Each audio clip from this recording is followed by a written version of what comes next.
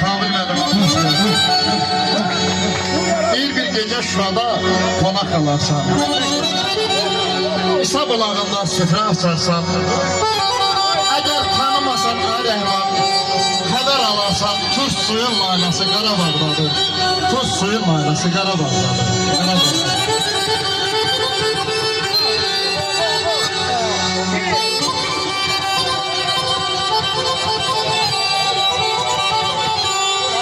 Rəhmana da bir almış gelsin.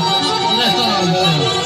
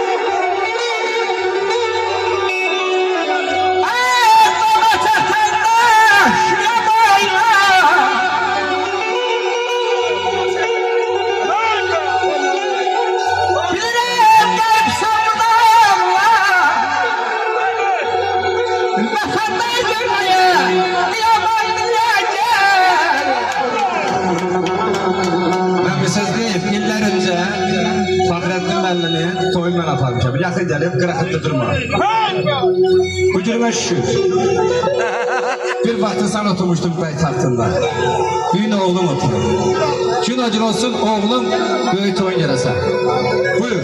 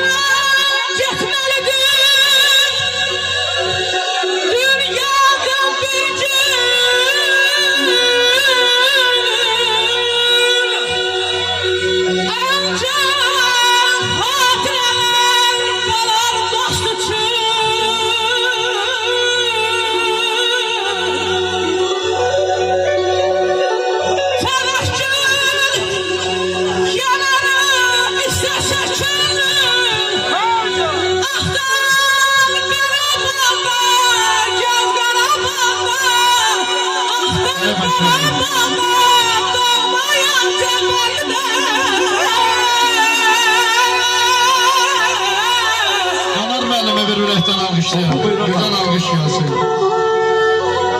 Nedir Pamel'im, hoş geldin sana. Şamaklı balası. Şamaklı balası olsa. Bir heyranam Ferdan'ın görüşüne. Kurbanam Ağdam'ın yaraşığına.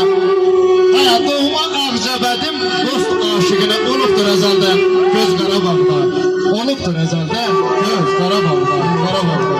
Əbirxan müəllim buyursun.